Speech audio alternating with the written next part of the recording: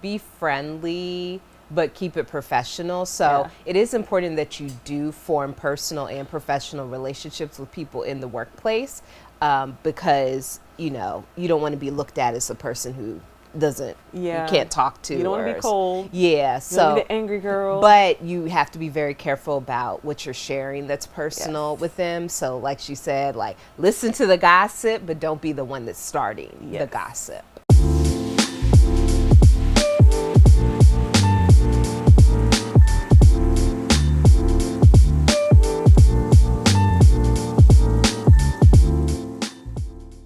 What's up, y'all? I'm Lauren. And I'm Adrienne. And this is the Two Mics, Two Glasses podcast, where two best friends discuss business ownership and life. They sure do. What's going on? What's going on? What's going on? What's going on? With you. What's going on? Just dusting. Yeah, your mama. You were telling me about your mama. Oh, productivity so on 100. Doreen King plays no games. She came in here. She was here for all of 2 hours, maybe, and just got it all together. Like, the bassinet's put together. The furniture is moved to where it needs to be. Like, we cleared stuff for the baby room. Like, she's magic. Amazing. How do I embody that? Because DeAndre don't listen to me. He listens to my mom and my best friend, Ashley. He might listen to you, too, but we don't know.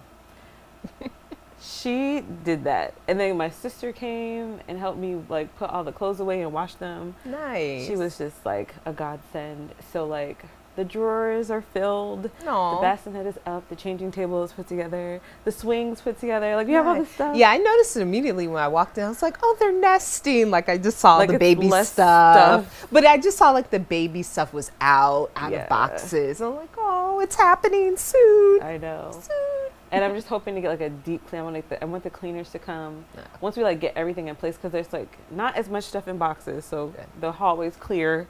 It's not like the crib we didn't put together because we're waiting on that, but, like, I just want them to come and just, like, deep clean it all before she gets here, like, once everything is in its space. But we're getting there. Yay. Congrats. Lord. It's work. I really wasted my second trimester. I will say, if you are pregnant or wanting to get pregnant, do not waste months 4 to 6, because you feel like you have more time than you do, and you feel like you'll be like, oh, I feel great right now. But then right when 7 hits, like, you feel hella pregnant, like tired, just, you don't have energy. Your joints start doing weird stuff. So you start feeling heavy, lethargic. You know, my wrist has been hurting for a month and change, and I don't know why. It's just like parts of your body kind of break down a little bit. Yikes. Because, you know, she's really getting big. So she's taking up all your nutrients and things. So please use months 4 to 6 wisely. I did not. I'll make a mental note. Make a note. Like, if you can get your kids' crib together, and, like, all the furniture put together. The thing is, we normally have your baby shower, like, closer to your due date. Don't do that. You don't have to do that. But you can prep the space. Like, you could make the space empty or do any pre-work. Just like that closet. The closet, Jesus. Oh. Hey. Just do it ahead of time, because I have zero energy. Like, I can do 2 or 3 tasks a day, and that's it. And I mean, like, wash the dishes. I'm either going to wash the dishes or vacuum, or put something away, and then you're done. And then I'm working, I'm sitting. Anything else I do for the rest of the day needs to be sedentary. Okay, so. I can't even imagine. I want to take off. Let me take off, and like, keep working 3 months. Oh, keep working?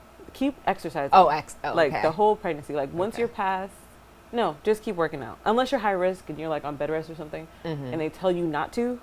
If they don't tell you not to, keep working out. Okay. Good. Keep doing your regular thing, because that'll really help. Good. I guess there's some benefit for being the last one of my friends to do everything. I'm pretty late, too. Have all the milestones. I'm learning all y'all's lessons. Don't spend all your money on your wedding. That's a lesson. Learn that, too. Yes. Yeah. Even though I didn't. I feel like I knew that, and I still did it. Because I wanted what I wanted. But, you know, we paid it off eventually. You're better with money than I am. Not always. Okay, anyway, what's going on with you?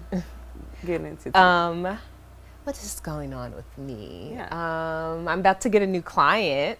Really? Yes. Oh.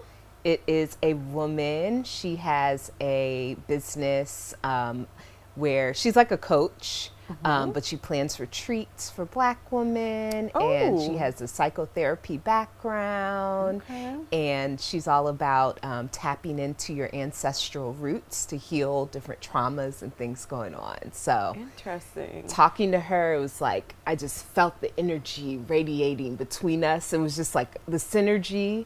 Is there? It was just there. Yeah, it just felt so good. Yeah, that spirit was there from the beginning. She also was a referral from a client that has gotten 3 websites built from me. Oh, wow. Yeah, so that's like a strong referral. That is a very strong referral. Yeah, so she's signing up for my largest package. Oh, I love that. Yes. Shout out to her. And how do we get on these retreats? Like, are they international retreats? Yeah, I think they're going to be. Oh. I'll share once we get things going. I'll share the info. But yeah. Please share. Yes. Because I need, mental health. I don't know what type of healing I need, but I need to go somewhere internationally.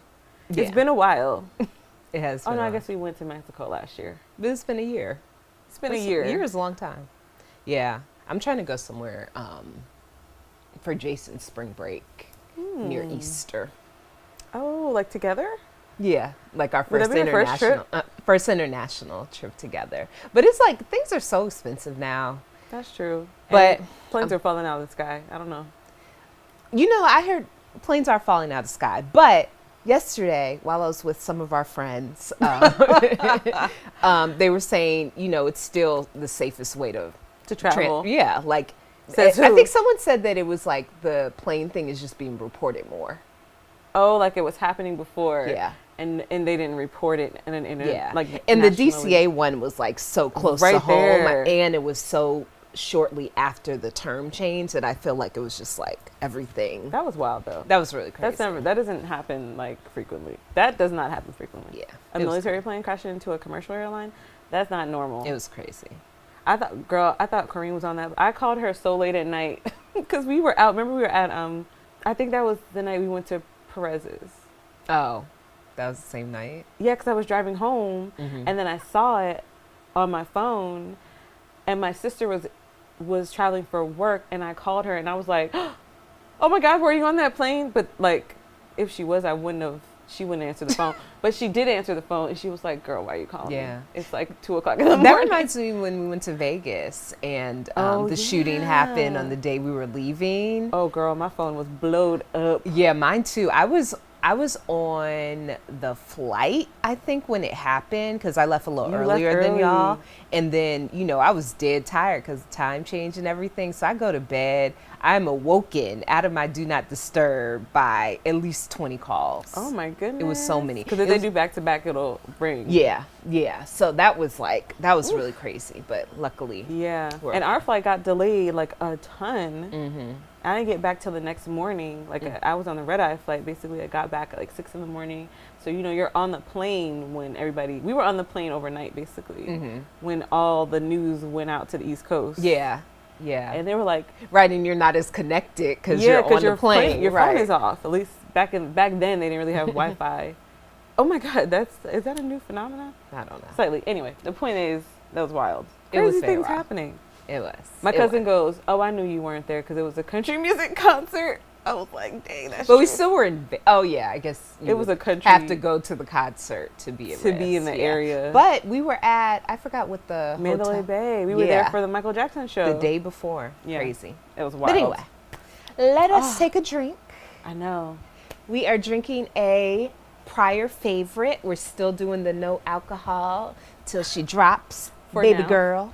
The Mingle Raspberry Rosé. Which is delicious. Yes, I love this. I actually was in the grocery store this morning and saw it for sale in like Giant. And I didn't buy it because I was looking at like sugar and stuff, but I was really excited to see that it was available, in my local grocery store. So you can get it. Yeah, I'll get it eventually. Yes. But yeah, so good. So let's take a sip. Cheers. Piggy. Oh, so good. It's like so fruity and refreshing. Yeah, really good. It's not good. too sweet. I hate like things that are overly sweet. Yeah. Like, I don't like soda. So good. All right, so what are we talking about, child? La la la la. Do we need a redo? Let's just redo. Okay, go ahead. You go. Wait, I don't know if I'm doing it right though. You were doing it right. I did. I'm just laughing because laughing at my song. Na na na na na na na na na na. Na na na. Go away. Oh my God. You start it and then I'll come in. This is what happens when you pull up the lyrics. No. I don't know no songs. I don't know no songs. I didn't know those were the lyrics though in the beginning. This is America. Ooh. Don't catch you sipping on. Don't catch. That's what he did in the video. His dancing was so weird. He was like, yeah. And then he had like his shirt off. It was so weird, but it was interesting too. Like I watched it recently, and I was like, "Oh, this is really interesting." When I saw it the first time, I was like, "What is this?" But then now it has a deeper meaning. It feels like it had a deeper meaning then, but it was like I remember when that song dropped, and people were like, "Oh my God!" Like they were it made a real impact because, I guess Donald Glover was. I don't know if he was. I think his show was still going on then. Atlanta. Mm-hmm. Yeah, it was just he was blowing up. He was doing his thing, and he came out with this song, "It's Childish Gambino." We were like, "Oh, this is dope," but it had like a lot of imagery, a lot of like messaging, a lot of shooting too. It was the messaging, and that was what was happening during the time. Like a lot of, It's so ironic, because we just talked recently about DEI, and I feel like that stuff, I think it was near the pandemic time when Black Lives Matter and all that stuff. So it's like DEI was growing then, and now it's that's what happens. But let's not get into politics. Listen, we are here to talk about being Black in corporate America. So this is America. Yes, honey. Or this is corporate America.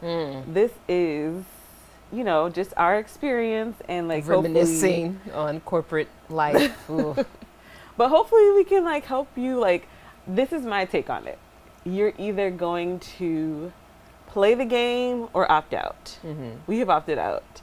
But if you're going to stay, you got to play the game because you can't not play the game. There are some people who are favorites, but that's very few of us. It's not like, that's not a normal thing. Yeah.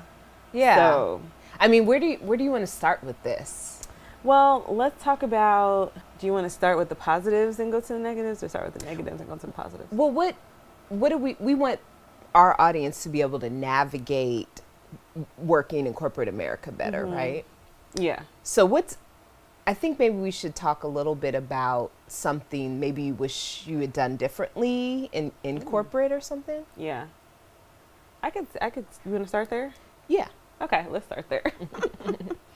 I would say I wish I had taken things more seriously in the beginning of my career. So I would say like I stumbled a lot to learn certain professionalism throughout the beginning years of my career. And because that I did certain things in the beginning of my career, I feel like it stayed with me even when I have matured into being a really consummate professional. Because I was at the same company for a really long time. So I wish I had taken some of those things, some professionalism things more seriously. Like what? And it wasn't like I was unprofessional. I wasn't going there like acting a fool or not dressing accordingly. But they were like, I think what it was is I'm a very friendly person. And I would create what I thought to be friendships with people. And like, not everybody is your friend. Yeah. And I learned that the hard way because I was very trusting. Yeah. I was very open. Like I'm very, like if you get to know me as a new person, I can talk about anything to you. Like I'm not very secretive or guarded. I'm a very like open and friendly person. So I felt like I would just apply the same thing to everybody. And I just wish that I was a little more guarded with information or how I felt or things like that, just because they were used against me in different ways. Oh no. Yeah. So I can give like a specific thing, or not even just used against me. I was like unaware of true feelings. So I'll use my first job as an example. And I talked about this before, so not a new thing. But my first job, I was just really unaware of how intimidated my supervisor was of me. She said that she didn't feel comfortable giving me assignments because she felt intimidated by me. And I was like, I don't understand that. And maybe it's because I was just a little too like vocal and honest. And I didn't complain about work really, but like they would, you know, you do a lot of grunt work as a first year in corporate, in public accounting specifically. And you are always the person to get lunch. You're always the person to get coffee. And like if it's raining, if it's cold, like that's you. You carrying the heavy stuff back and forth to the office. Like if there's a bunch of files that have to go from one office to another, the first year is going to carry. You're a glorified assistant. You are. I mean, it's just a part of it. But now everything is electronic. When I started, you know, we still had files and we were using couriers and all this paper. We were still like using calculators and paper to do things. So there's a lot of paper. Now everything is electronic, so they don't have the same things, and you can just order Starbucks on your app or whatever. But back then they didn't have all that. So, you know, I probably was just like, dang, or you know, complaining about it. Or. Like they were like, Lauren, now you're gonna get our lunch. I was like, okay. Or it'd be like, I don't know, like, you know how you play around with your friends and you're like, no, I don't want to do that. Like, I didn't say that, but like, it's like if I had if you and I were like, if you're asking me to do something that I know I have to do, you know, I don't actually mind doing it, but I play around with you like, fine. But you were doing it at work. Doing it at work. And because I was like too comfortable being super friendly, which had worked for me during college. It worked for me during college. It got me my jobs, like, but I was interacting with like HR. They're the people who kind of fill you out and place you, and then they put you with a team. And during my internship, like the friendliness worked with the team. So, you know, I was just being myself, but I didn't know the rules of engagement yet. Yeah. Which is you got to keep your cards close to your chest sometimes. Like, don't be honest. I don't know if honesty is the word, if that's the right word, but just like keep stuff close to the vest. Don't always be opinionated. Okay. Is what I would say. Okay. Like me opining on things or like being honest about how I felt about things never really played out. Like I was always the squeaky wheel. Even when I got older in my career, I would say it was more of like I didn't care anymore. And I'm like, this ain't right. This is not okay. Like, why is this okay? And at that point, I did that on purpose, but I had to like learn a point in time where I was just like, let me pick my battles. Let me pick my words. Yeah. Let me decide, you know, because I did kind of stumble in like, I would say the first 4 or 5 years in my career, like or maybe 4 years, maybe like 2. My first job definitely stumbled. Second job, learned from the first job, but you know, thought I had made friends again, and then like was playing around and I got into trouble there too. So like, I told you the chicken head story. What's the chicken head? Girl, I thought I already told you the chicken head story. Chicken head. Remind me. Okay. Sorry, I've been talking for a long time, but I'll tell the chicken head story. This is also early in my career. It was joking too much. But there's a guy who was like my cube mate. So we were right next to each other. And we would like, you know, kind of go back and forth. Like, you're with them every day. You're with them more than majority of the day. So you feel like you have relationships with people, like talk about all types of things. You might go to lunch with them. You know, he's telling me about his girlfriend. I didn't really tell people about my dating life at work, but, you know, he told me about his girlfriend. So I was really excited about her. But we would kind of talk like more than what was, you know, like as if we were growing a work friendship. Yeah. So he was somebody who I was kind of felt closer to. Okay.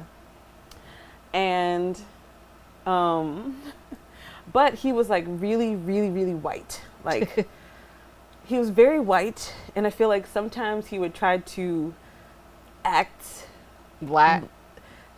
I don't think he was trying to act black, but he would try to act like he was cooler than he was. Okay.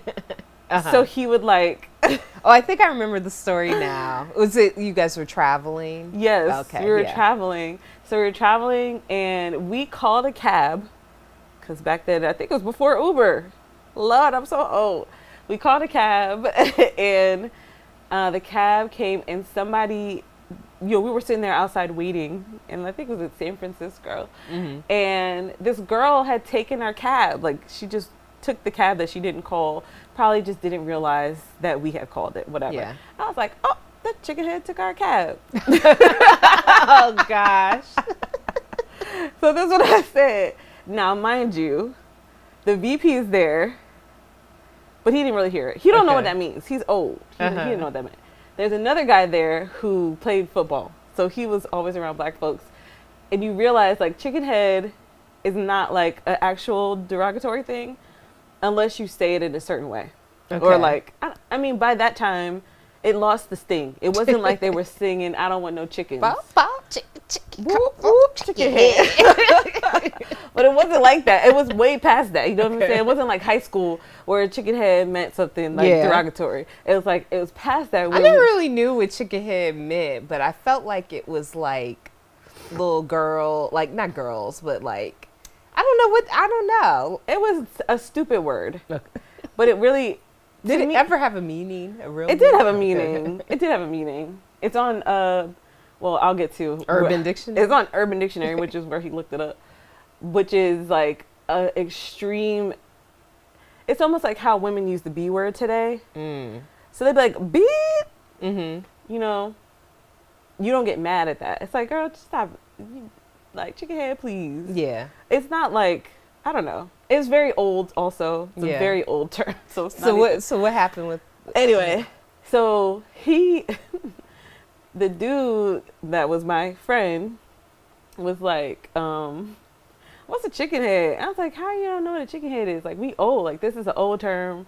You over here always acting like you wouldn't know. You always trying to use black vernacular, but you don't even know what a chicken head is. Like, I didn't say all of that, but I just was I was laughing at him. Mm-hmm. I was like, you don't know what chicken head is? I was like, fine. If you don't know what chicken head is, your girlfriend, chicken head.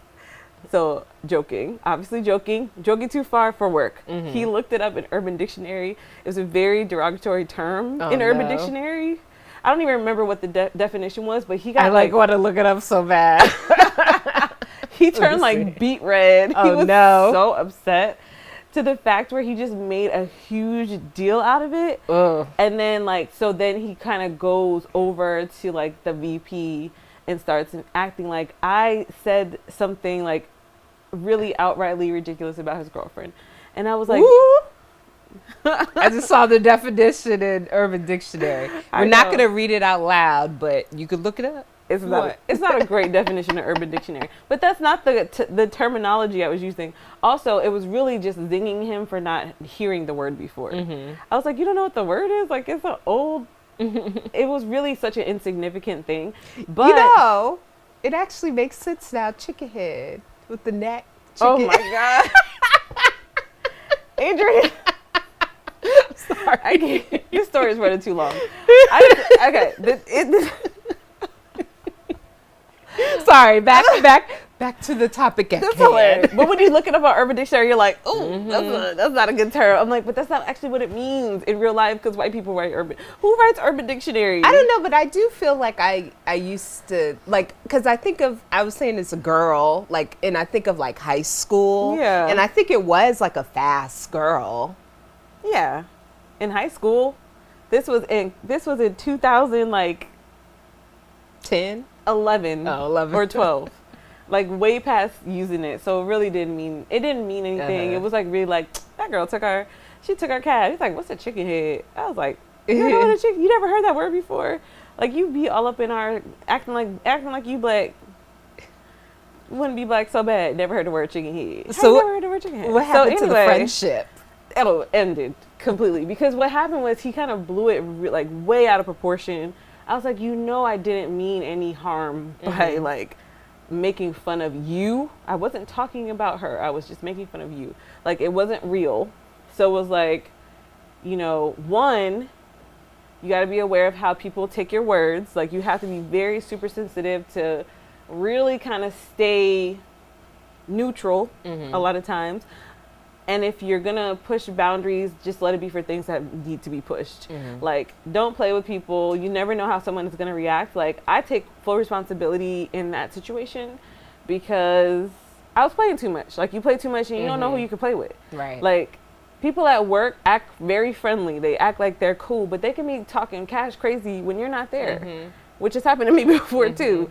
And think about the amount of work friends you have that you don't talk. Like, the job ends, somebody leaves and you never talk again. Talk to them again. It's like, that wasn't really a real friend if you never talked again. But you literally spend so much time together. Like, you spend majority of your day with these people. I saw my coworkers more than I saw my own husband or my parents or whatever.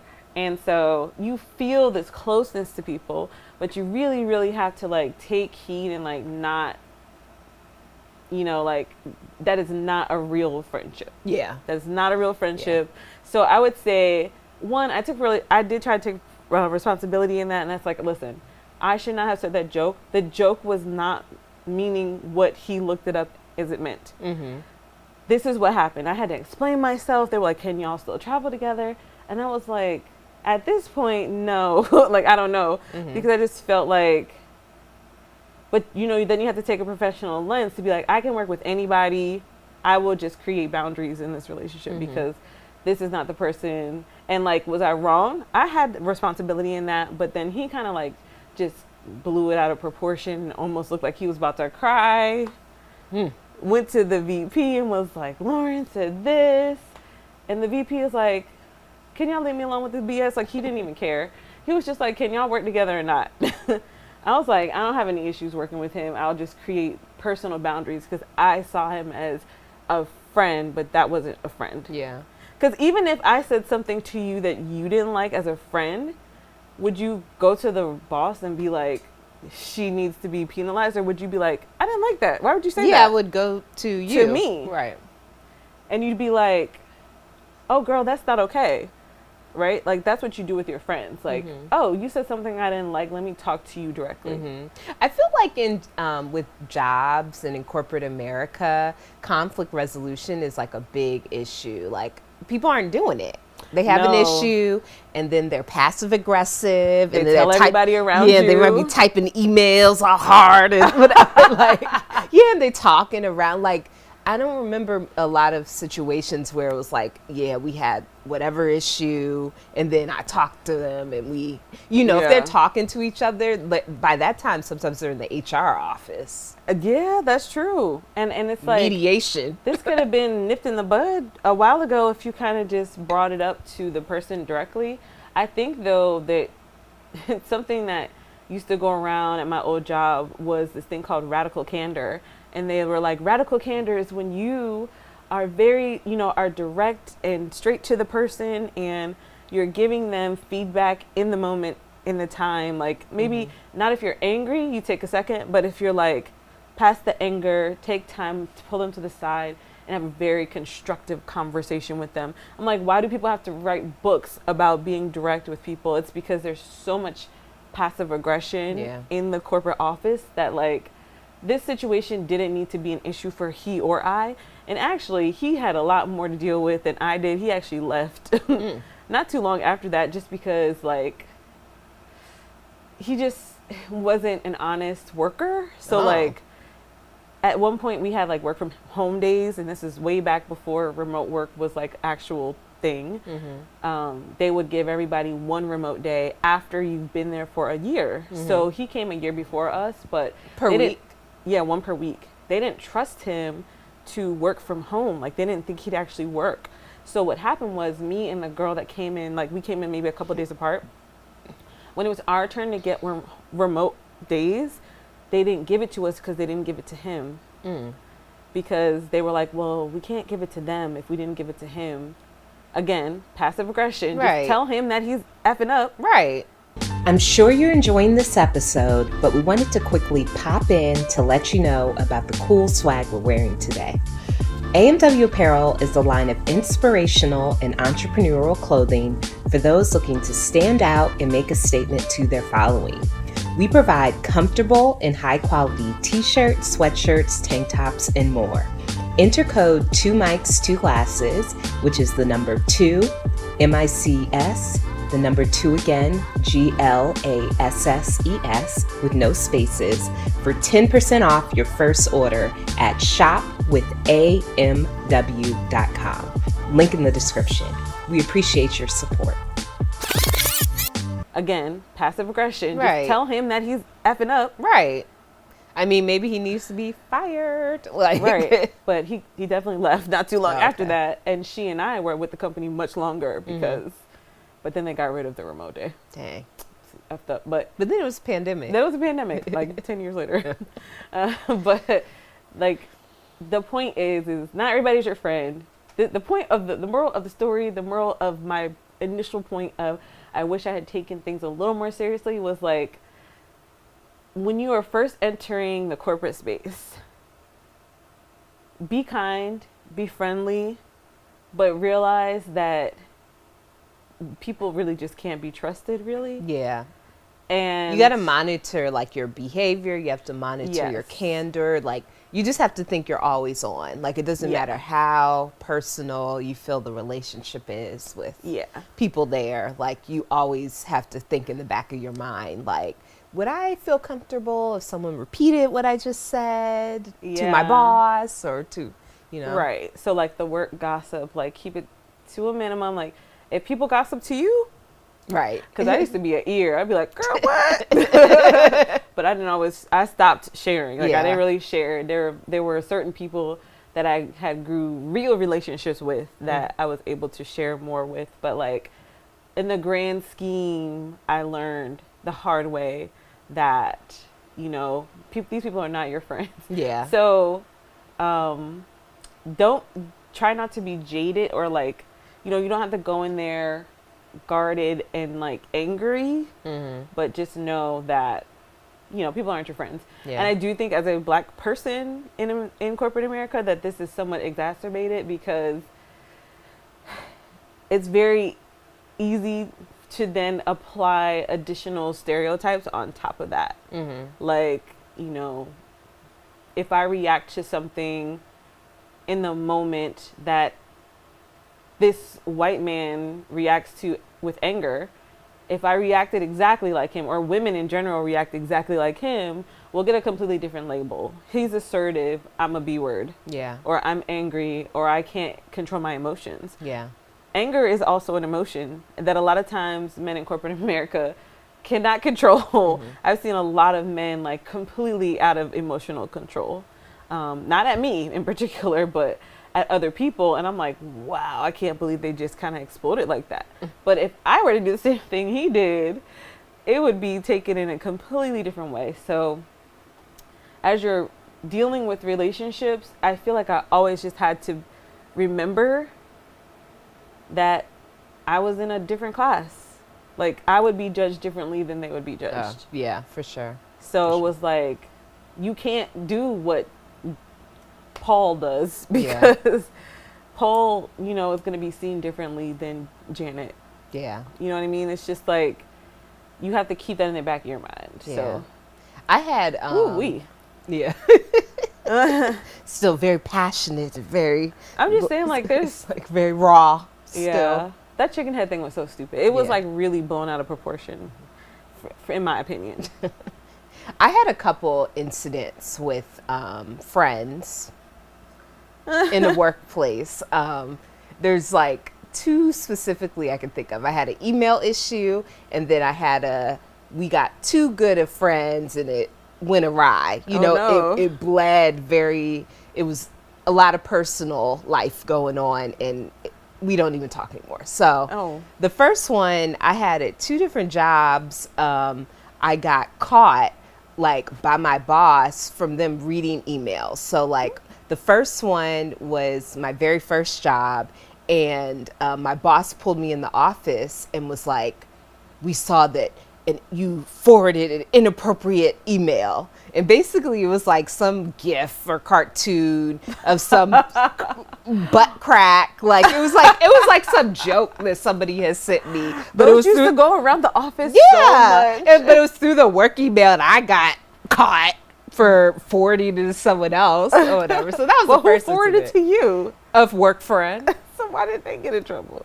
I don't know. They might have too. I don't know. But I got caught. I mean, not caught, but I got called in the office for that. And then at another job, this particular time period was, we have a party called Hooky that we used to love. And Hooky was every Friday. Every third Friday. Fourth Friday in June, I think. It was third? Yeah, because it was always like the 16th or 17th. Okay. So it was whatever. It was like always the same Friday every single year from 12 to 8. So like you had to take off. Yeah. And I was in a new job in sales. And so we couldn't take off. But I was killing it. And I had like 105% like sales. Oh, nice. I was doing really over good. Your target. Over. I was excelling in it. And so it was like the last day of the month too, which if you're in sales, you've done anything in sales, you probably know what that means. Like, is it the last weekend? The last day of every month when you're in sales is one of the biggest days in sales, or the most important days in sales, because it makes or breaks how you do for that month, and they track you based off of your month, the success of your month. So I had already hit 105, and I really wanted to go to Hooky, but I was not able to take any time off. So instead, I called out sick and didn't show up. And I didn't care because, again, I was at 105% or whatever. Right. Like I had already hit my target. Right. I already hit my numbers. Over my number. Okay. But one of my coworkers, who I considered a friend at that time, he was emailing me about Hooky, and he was trying to go to Hooky too, or whatever. Wait, it was a coworker? It was a coworker. So like we both came in at the same time, we both had the same job, and we were both under the same manager. And so he's emailing me over the week or whatever about Hooky, back and forth. Like, you going? What's up? I've never been. I want to go, or whatever. And I was like, yeah, I think I don't know. I want to, whatever. And so when I showed up sick, and then I think the coworker went to the boss and asked for permission to go to Hooky. And he said no. Yeah, and I think he said no. So he got stuck. So then I think he mentioned my name or something or whatever. And so then when I think I got contacted by my boss, like while I was at Hooky. Were you already drunk? I don't know. I don't even remember the call, but I remember that I got in trouble, and I was paying for that like months and months and months later, because that was like a Friday. Yeah. So then the Monday. So he had to have found out that I was involved from the email. So I'm sure this guy also maybe mentioned my name or something, but I feel like my boss found out the details from the email. So he looked at our emails. I didn't say I was calling out sick, but he did see that we were going back and forth about this event. Yeah. Oh, whatever. So I got in trouble. He called, and my boss loved me too. So it really tarnished how he felt about me, and it took me a while to get back in his good graces. Oh my goodness. So yeah. And I hate that, because I feel like little mistakes that you make in corporate, people just hold it over your head for so long. Well, I felt he made me feel like a huge liar, and it just makes you feel so guilty. Like, oh, who doesn't lie about being sick? I'm sure that everybody lies about being sick. But I think he was just upset that it was the last day of the month, so it was like protocol for us to be there. And maybe if I was there, I would have hit 107%. Who cares? Anyway. Later on, though, it turned out fine, because I did so well in that position. I went on a company-sponsored trip to Atlantic City. Oh. So my performance was really good. Was good. The other guy's performance, the friend, was... quote-unquote friend. Yeah, I don't know what his percentage. It was no higher than 80. Why would he even mention you? That's some hateration. Because it was doing too much. We stayed in contact for a while, and we had multiple questionable interactions and things that he brought to me. Do I know this person? I don't know. You wouldn't know him if I like said his name or anything. Oh. But yeah, I don't know. He was anyway. He ended up getting laid off, and I ended up getting promoted. So whatever. The other incident where that was what was it? Oh, okay. The other incident is crazy. This is the job before that where so I had befriended. This was my first job out of college. I had befriended someone who acted as a mentor to me when I interned at the company during college. And I think I interned there 2 years. So we had multiple interactions. She mentored me. I shadowed her. I loved her. She was like a big sis. She was like maybe 10 years older than me. So then I go to work there, and obviously we're going to be really cool. And so I still like really loved her. But when I went back to work there full time, her life had fallen apart. So when I was interning, she was getting married to this rich boxer and a boxer. Yeah, all this stuff. So it's like her life, she was doing great. Like at work, it was also another like sales thing, but she was doing really good. And then when I came back, I think shortly she went on a leave of absence, and that marriage was falling apart, and I found out some unfortunate things about that marriage. What she had gone through. Yeah. But we were friends still, and she was telling me a lot of stuff. So she told me about a new boyfriend, and she's, it was just a lot. It was a lot of stuff, but it was fine. That's what we do as friends. Yes. But her life was like falling apart sort of too. So it was like a really weird period. And that particular year, I ended up wanting to bring in a renter in my condo so I could get some extra money. Yes. Oh, girl. Yes. So I wanted to bring in a renter. Me and her were kicking it a lot, talking a lot. I think she was still on the leave of absence from work. And I think she asked if she could stay with me for a few days. And that was around the time that I was looking for a renter. So I was like, sure, you can stay with me for a few days. And so then when she found out that I was looking for a renter, she was like, what would be your thoughts on me staying for like maybe 6 months or something? And you're like, oh, that's my friend. This is gonna be amazing. Oh my god, it's gonna be so great. It's gonna be so fun. We'll be like sisters. Yes, but it was not. It was terrible. She was in my extra room, and like a couple weeks after she moved in, she met some boyfriend who was my age. I think he was even younger than me. And remember, she's 10 years older than me. So she meets some young boyfriend. Listen, don't hate on her. Get her group back.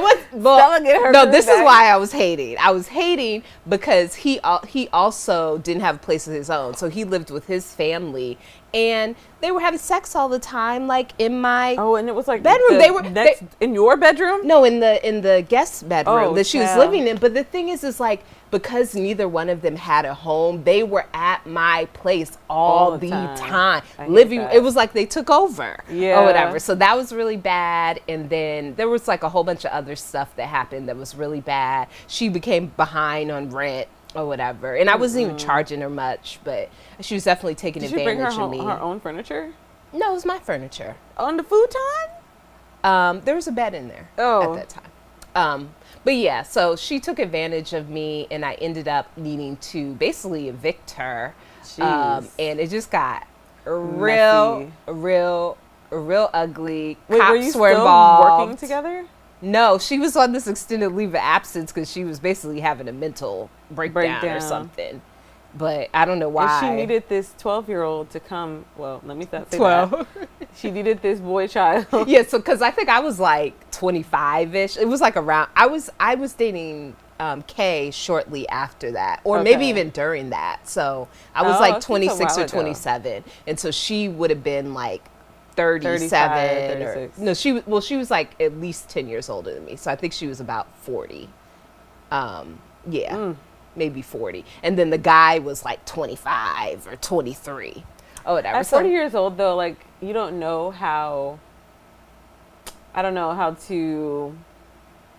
just respect spaces that you're in with other people. I don't know. I'm just a little like more, I don't want my personal sounds to be heard by other people. Yeah. And like those rooms were like literally on the same wall. I know. The paper thin too. I just remember that room. It was a guest room, like across from the guest bathroom, but it was not like a huge space, and it wasn't like a roommate type style. It's like a family style where like that would be a kid's room. Yeah. So she just had no. They were all over the house.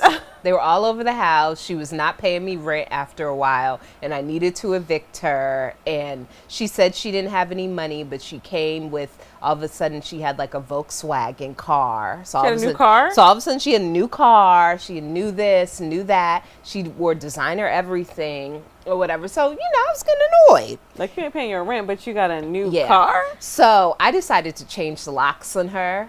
And and it was around Christmas, unfortunately.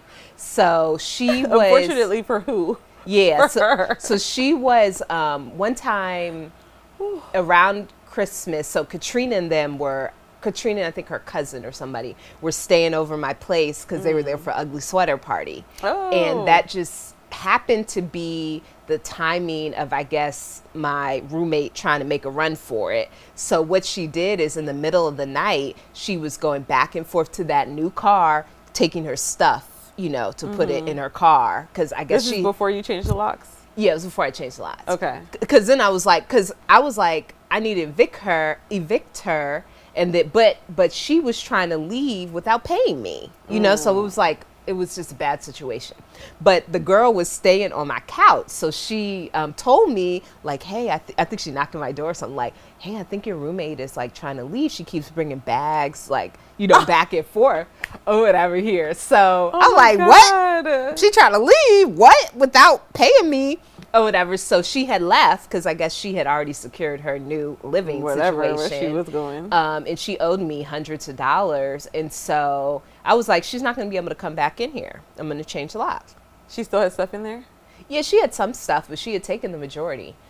She also was a mess. That room was a hot mess. It was terrible. So I changed the locks. It's like a few days before Christmas, and then I leave to go out of town on Christmas Day. So she wasn't there for days. Then I leave to go out of town.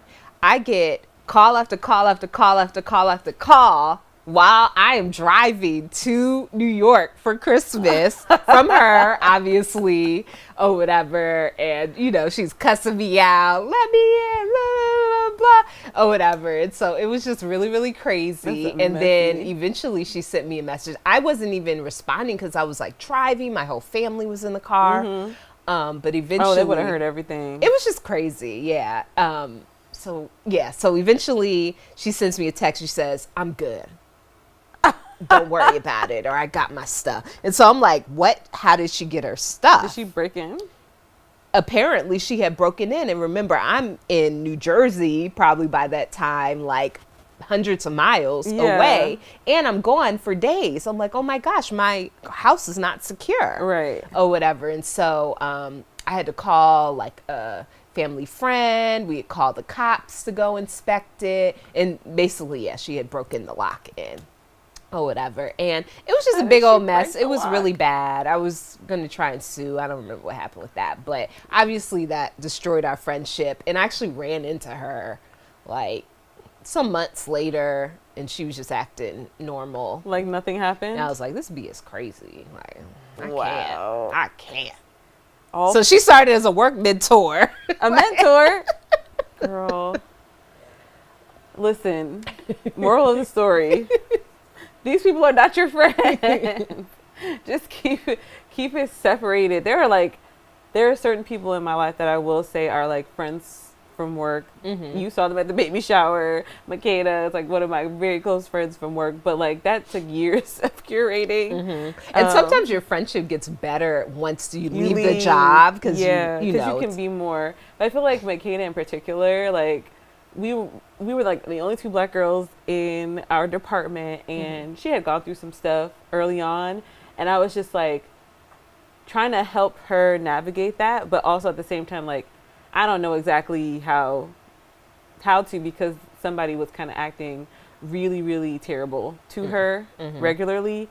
I was like, how do I help her through this? You know what I mean? So like we were able to create a bond through and a trust through certain things that happened, and she confided in me, and I really tried to keep everything close to the chest. That's so I think like because we trauma bonded. The poor thing.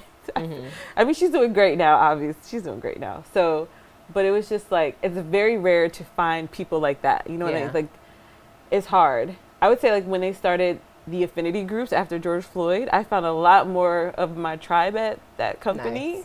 Because it was like a Black Associate Coalition. So, like, we were all there experiencing similar things.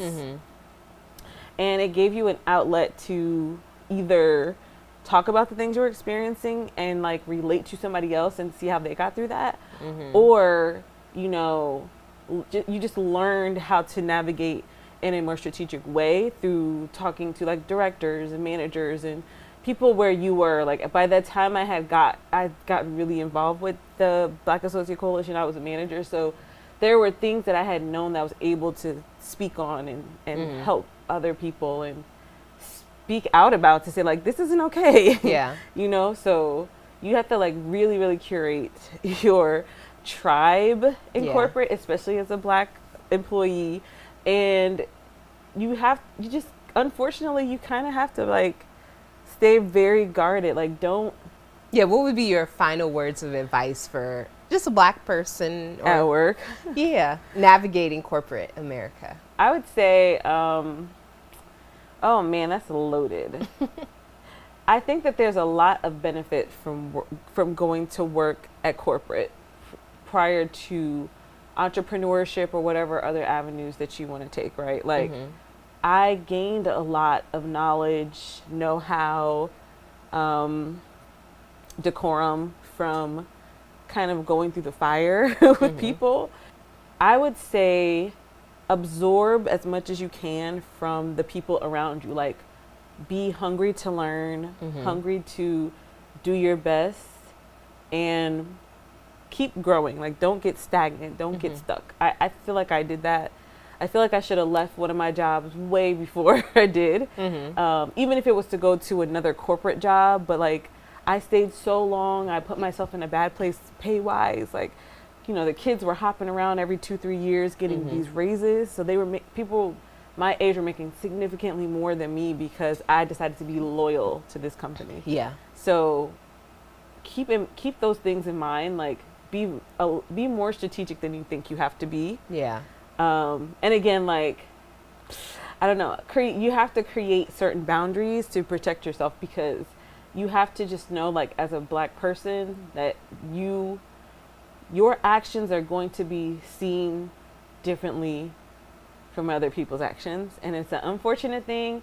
And I know that there are people in the workplace, white people in particular, who really are not trying to do that. Like, I don't think it's always intentional, but unfortunately it's just like the reality of what we have to deal with is your actions will be seen differently than somebody else's, you know, and that's just what it is. So this is very long-winded, but like, my word of advice is just to learn the game and play the game. Like, keep learning, be strategic, understand the game, and play that game.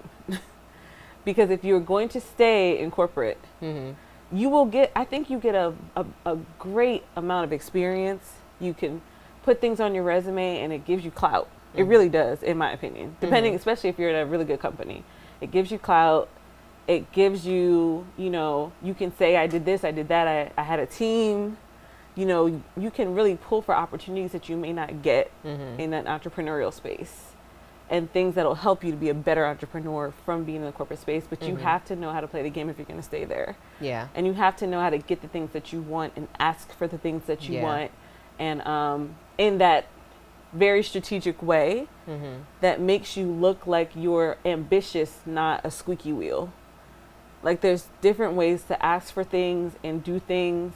You have to be like overly prepared when you're talking or asking for things. Like, always have evidence. Always keep record of your accomplishments. Keep record of the things you do well. That part is very important. And use it very strategically. Play the game. Because it's a game. Like, I went in there and I didn't realize it was a game. I was just like, everybody's be friends. Like, we're just working together. These are my new friends. hi guys, like let's work together.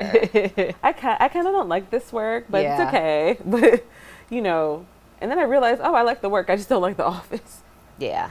So just, I said a lot, but some good play nuggets. The game. Play the game. What would be your lasting advice? So we told. What? Our stories were so ridiculous. Well, this is life.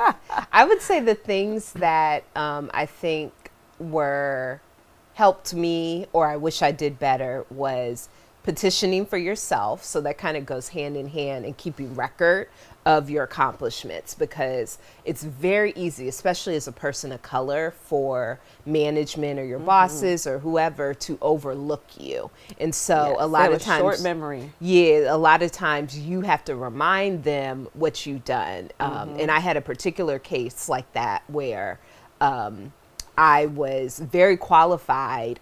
So from the beginning, I was in a sales role. I wanted to be in a marketing role, and I was very qualified to be in a marketing role because I also had an MBA in marketing, and I had been doing entrepreneur things on the side in marketing. But there was this girl, white girl, younger than me, who had no experience. She was on my team. Her sales numbers were lower than mine, and she was the #1 contender for the marketing role. I didn't even hear that they were hiring for the marketing role. So I had to find out that they were hiring, and then I had to ask, like, hey, I told you that I was interested in switching departments, you know, can you put me in touch with the hiring manager? I said that to my manager. And then I reach out to the hiring, you know, and then once they saw my qualifications and I interviewed, they're like, obviously you are super qualified for this role, and I got the role over her. And unfortunately she got laid off too, but it was a cutthroat. Everybody got laid off. But I would say petition for yourself, because that's the best way for you to be able to move and climb the ladder, because we're not, I don't want to say we're never the first choice, but a lot of times we're maybe not. And I mean, sometimes you were a very high performer and you still were being overlooked for whatever reason. They may have, I mean, it could have been that she was friends with this person. Yeah, it was a friendly thing. Yeah. She's so-and-so's daughter, or she's, I think it was a friend thing. I think the manager was real cool with that girl. Yeah. But what happens in the cases of corporate is that's what happens a lot, right? So the person who's in power, they see themselves in not you, because you don't look like them. So like I said, sometimes it's intentional, sometimes it's not intentional, but we tend to gravitate to people who remind us of ourselves, or people who we connect with, we relate to. And a lot of times the people in power are not people of color. Right. And so what happens is they have biases. So they tend to mentor the white girl or the white guy, the people who that they relate to. They don't make an effort to do the same things with us, and we kind of fall to the wayside. So if you're not, unfortunately, petitioning for yourself, we may not always be the obvious choice. And you were a rock star at that company. Yeah, I did great. So it's when people are like, it's a meritocracy, we're like, okay, honey, I'm glad you think that. It's not a meritocracy, and we have to be super intentional about showing. Not only do we have to work hard and do well and really be above reproach, but then we have to campaign. Yeah. For what you have to campaign for what you want. You have to be very direct about what you want, and we have to be very intentional about creating relationships with those people who are in charge. Yeah. So that they do think of us when they're deciding who gets this new position in this cool or whatever. Yeah. It's kind of on us to create those relationships and to nurture the relationship. That's another thing I would recommend is be friendly, but keep it professional. So it is important that you do form personal and professional relationships with people in the workplace, because, you don't want to be looked at as a person who you can't talk to. You don't want to be cold. Yeah. So you don't want to be the angry girl. But you have to be very careful about what you're sharing that's personal with them. So like she said, listen to the gossip, but don't be the one that's starting the gossip. And then the last word of advice, and this comes from someone who was laid off 3 times in your career, always be ready. So, keep record again of your accomplishments, keep your LinkedIn profile up to date, your resume. Make sure that you're saving money. Don't rely so much on this job for your livelihood. Like, you really have to get other streams of income. Just really be better prepared for anything to happen, because we don't know. And what's going on right now, it's crazy. It's crazy. And like, we would think that the government jobs were the most secure. Like, a lot of times when I was in corporate, I was like, man, I wish I just had a cushy government job. Good government job. And now see what they're dealing with. So I think, a part of the reason we started this was to help young entrepreneurs who are trying to diversify their income, to know and understand business. But, a lot of our experiences and the reasons that we're able to give, well, we think it's good advice, but, to speak to the things that we are able to speak to partially is because of our experience in corporate America. We were able to use the things that we learned, use those professionalism to kind of transform it into our entrepreneurial. And a lot of those skills are transferable. I practiced presentation skills. I was really good at presenting, and now I have to present all the time to my clients or pitch to try and get a client. And I did a lot of trainings. I had to manage a lot of teams and, create new ways to do things and be innovative. So be open to new projects and things too, so that you can diversify your skills. Because you never know when the rug can be pulled up onto you. But I've barely any drink left, but what are we toasting to? I don't know. Play the game. Play the game. Play the game.